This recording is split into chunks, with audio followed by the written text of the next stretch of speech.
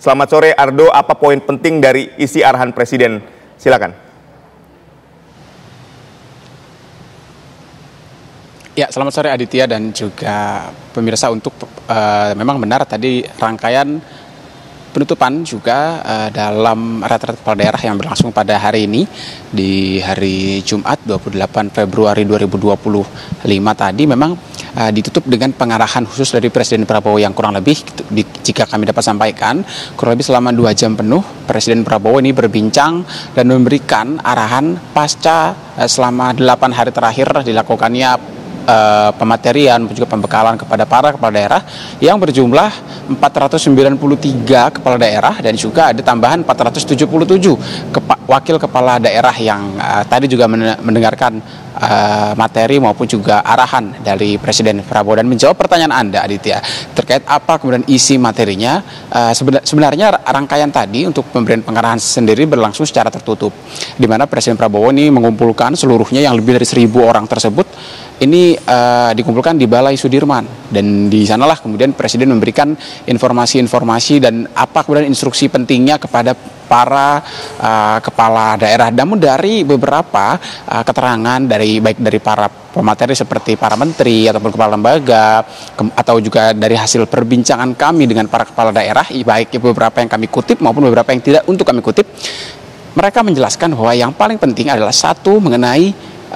implementasi Astacita di berbagai daerah di Indonesia, dan juga kemudian misi untuk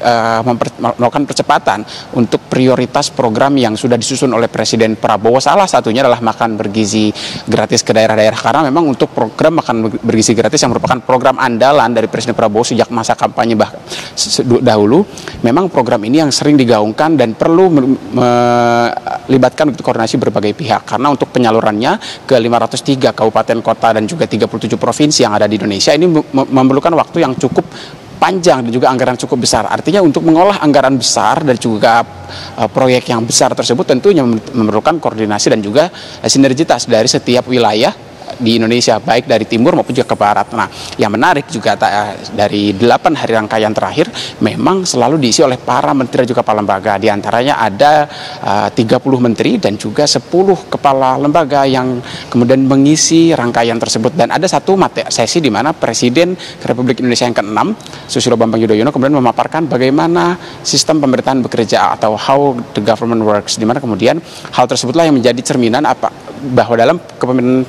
selama 8 hari terakhir termasuk dari pengarahan Presiden Prabowo itu yang coba ditekankan kepada para kepala daerah untuk mengelola sistem pemerintahan dari tingkat pusat hingga ke tingkat pemerintahan daerah, karena sinergi dan juga komunikasi tersebutlah coba didorong oleh para Menko, Menteri, kepala lembaga sampai kepada para kepala daerah dan juga wakil kepala daerah untuk saling berkoordinasi baik secara formal maupun secara informal. Jika kita merekap beberapa perbincangan kami dengan para menteri, salah satunya juga yang dibahas adalah terkait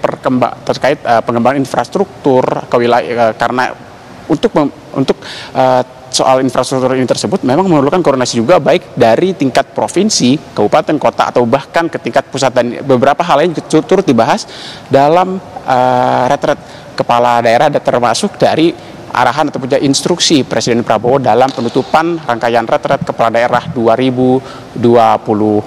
Sementara demikian Aditya, kembali ke Jakarta. Baik, terima kasih Ardo mengabarkan langsung dari Akademi Militer di Magelang, Jawa Tengah. Selamat kembali bertugas.